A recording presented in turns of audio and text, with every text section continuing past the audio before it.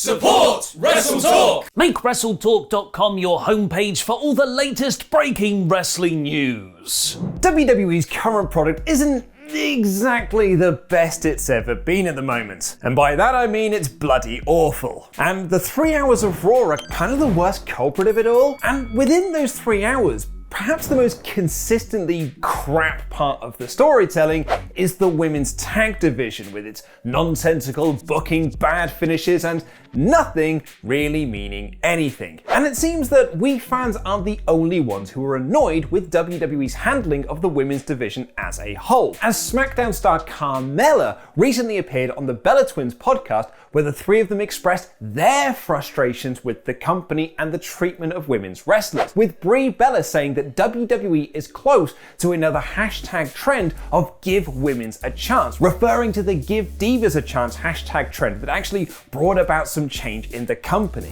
Carmella added, "I would sit at home and watch Raw and it would be 10 p.m. before I saw a woman on the show." It's like, this is a 3-hour show. What the hell? Like, if I didn't work for WWE and I was just sit at home and watching, I want to see a girl. It's like, what the hell? This is not okay for little girls at home or whoever is watching, waiting for the women. Carmella also seemed frustrated with the release of Billie Kay, who she teamed with at WrestleMania earlier this month, saying that she was robbed of something she was really looking forward to. We were super excited for this story, and I felt, okay, I'm done with the whole sexy gimmick that they want me to do, which is fine, it's fun to be sexy, but I feel like I wanted to show my personality more. I wanted to show a little bit more of a fun side, and I was looking forward to doing that with Billie. But as it turns out, a WWE official explicitly told one of their former stars exactly what several fans had suspected. WWE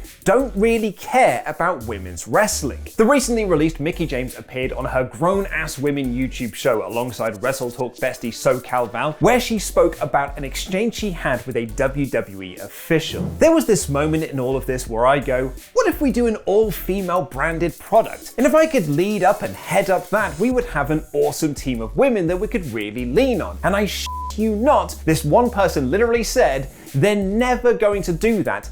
Ever. Women's wrestling doesn't really make money. The Women's Evolution pay-per-view, lowest rated pay-per-view in the history of WWE. I get what you're trying to do, but I don't understand why you're fighting so hard for it. You should just kind of like play the cards that you're dealt with. What do you think? Can women's wrestling make money in this modern day society? Let me know in the comments down below, because I'll be replying to people from my desk saying yes, of course they can. And while Mickie James did actually lose their job, there was someone in NXT that nearly lost theirs. NXT referee Drake Wuertz was recently in hot water again for calling into the county commissioners meeting to talk about how wearing masks makes human trafficking easier, while he was backstage at NXT in his NXT gear. Fightful Select is now reporting that as Wuertz has been a lightning rod for controversy, he was suspended earlier this year and was not allowed inside the Capitol Wrestling Center at all. And once he was permitted entry, his responsibilities within the company have been massively reduced. However, according to the report, there are those within the company who fear he still has a job due to having such radical beliefs. But even with NXT moving to Tuesday nights unopposed, the viewership for this week's episode dropped by nearly 100,000 viewers, netting an average of 744,000 people tuning in. However, the all-important 18 to 49 demographic rating stayed consistent, and the show scored a 0.22 as opposed to last week's 0.23. There's a bunch of other news today that you can find over on WrestleTalk.com, such as Andrade's first post-WWE match being potentially announced against a very controversial opponent, Jason Jordan being promoted to lead producer in WWE and usurping a huge name backstage, CMLL ending its relationship with Ring of Honor, and more. You can find the links to those stories in the video description down below and in the pinned comments. But now it's Thursday, you know what that means. It's time for me to review last night's of AEW Dynamite in about 5 minutes. AEW kicked off a Chopper Pequenel-sized stacked card with Hangman Page versus Brian Cage of Team Taz in a great match. Page has been racking up a lot of wins on Dynamite as of late, establishing himself as one of the top guys in the singles division, which made Brian Cage's win even more impactful. Cage attacked him before the bell, powerbombing him on the stage, and then beat him from pillar to post, hitting the drill claw for the win. This is AEW telling their audience that wins and losses matter, which, you know, they should. If the wrestlers and promotion don't care who wins and loses, then why should I? And because of Hangman's journey to Omega and because his wins matter, it puts Brian Cage over more in a big way as the first person to pin him in a singles match since Kenny Omega at Full Gear last November. This was furthered by Taz's promo later in the show where he said that Brian Cage should now be seen as the new top guy in AEW before being interrupted by Christian Cage to further their feud. I loved this as an opener, but more importantly, I love everything it stands for. The Young Bucks continued their heel ways by acting like total dicks in their match against the Sydal brothers. There was this confusing moment where Matt and Nick Jackson tried to do twin magic to confuse the referee despite neither man really looking like the other. And really it only made the referee look like a complete idiot for not realizing. But you know what? It's all okay because Matt Jackson did a Johnny Cage style low blow split which unashamedly popped me. SCU cut a promo on them after the match to set up a future title match, playing up the story that started last year where SCU was split as a team the next time they lost. I really like the promo and the angle, but I just wish Daniels and Kazarian had been on Dynamite a bit more since December to really make this story have the impact that it should. Jade Cargill got a video promo to continue her search for a manager, and then we got Pentagon Jr. versus Orange Cassidy in a great match that was seemingly just there to remind us of all why we fell in love with Orange Cassidy in 2019. The two are so incredibly charismatic that they spent the first few minutes of the match just exchanging taunts, and it really got over with the live crowd in attendance. The rest of the match was also really good, with Cassidy picking up the win after some interference schmoz from both Alex Abrahantes and Trent. I really wish that AEW would stop pinning Pentagon Jr. He should be one of your top acts, guys, come on! Britt Baker continued her celebratory ways by still being at the top of the women's ranking, and she'll be in action next week. But let's be honest, that's not the match that anyone is talking about for next week's episode of AEW Dynamite.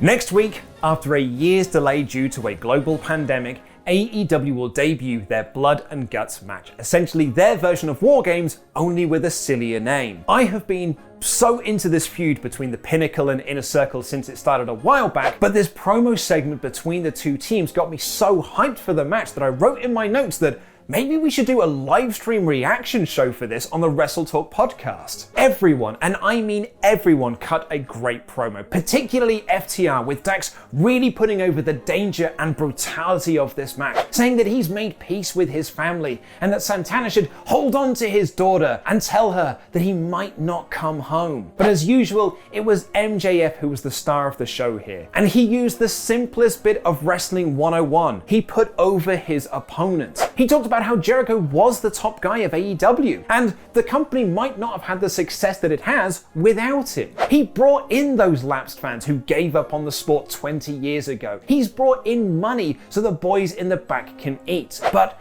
that pressure is getting to him. Heavy is the head that wears the crown, and MJF is going to do Jericho a favor next week by taking that crown off his head and placing it onto his own because he can handle that responsibility. Jericho fired back by saying that if 1969 was the summer of love, 2021 will be the summer of violence and pain. And next week, summer starts early for the Pinnacle. Honestly, I loved everything about this segment. They got over the danger of the match. They got over their characters, the feud. It got me so pumped for next week. I still think that this should be the end of the feud and not a stepping stone to Jericho versus MJF in a singles match, but I don't want that hypercritical way of thinking to take anything away from what was a total home run segment. And it was followed with another fun segment of Eddie Kingston and Jon Moxley getting Kenny Omega into the ring and threatening to break his ankle if Don Callis didn't give them a tag team match for next week. Probably would have made more sense if